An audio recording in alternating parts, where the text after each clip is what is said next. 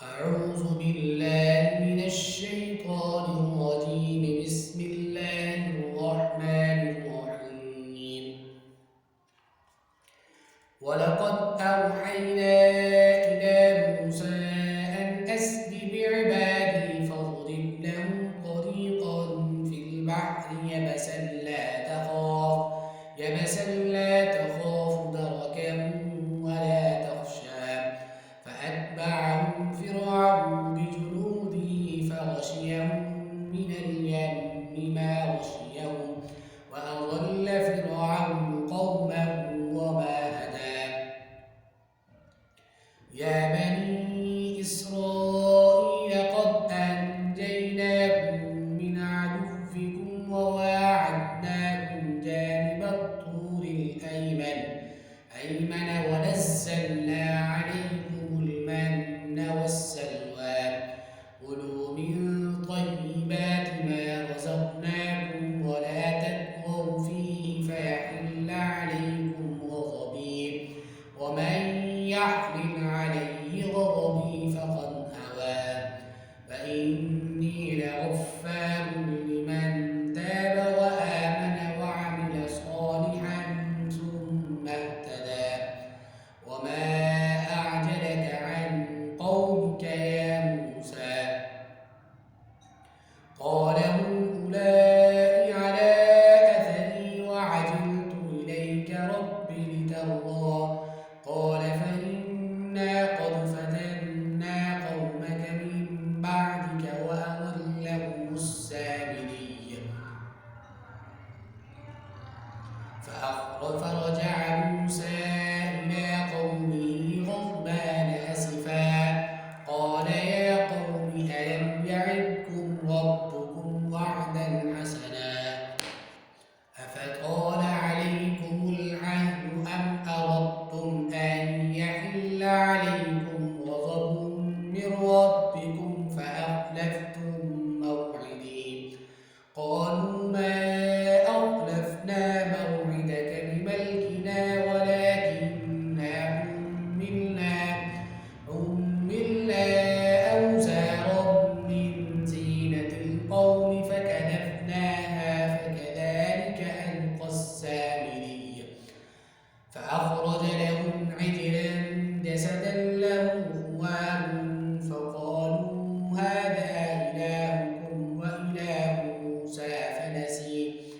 أفلا يرون ألا يرجع إليهم قولا ولا يملك لهم ضرا ولا نفعا؟ ولقد قال لهم هارون من قبل يا قوم إنما فتنتم به وإن ربكم الرحمن فاتبعوني وأطيعوا أمري. قالوا لن نبرح عليه عاكفين حتى يرجع إلينا موسى. قال يا هارون ما منعك إذ رأيتهم ضلوا ألا تتبعني أفعصيت أمري؟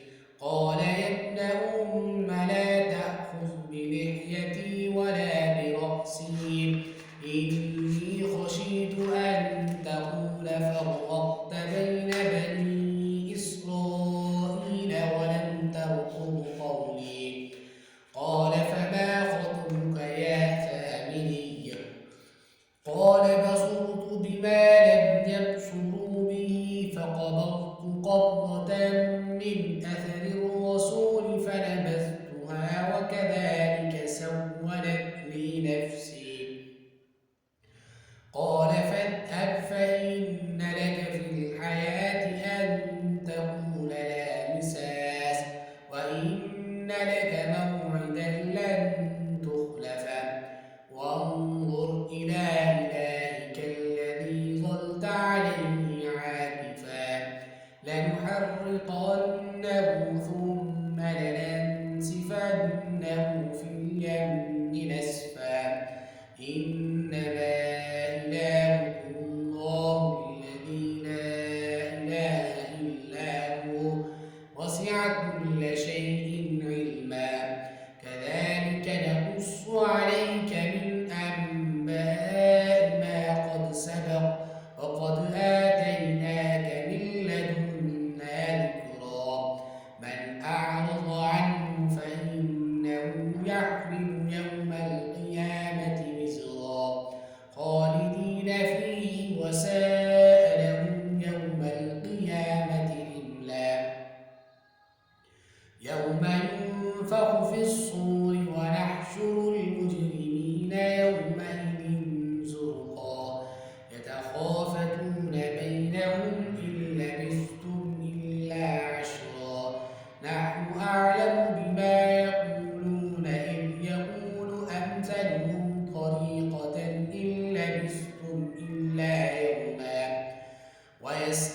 ويسألونك عن الجبال فقل ينسفها ربي نسفا فيذرها قاعا صفصفا لا ترى فيها عوجا ولا أمتا يومئذ يتبعون الداعي لا عوج له وخشعت الأصوات للرحمن فلا تسمع إلا همسا يومئذ لا تنفع الشفاعة إلا من أذن له الرحمن ورضي له قولا يعلم ما بين أيديهم وما خلفهم ولا يحيطون به علما وعنت الوجوه للحي القيوم وقد خاب من حمل ظلما ومن يعمل من الصالحات وهو مؤمن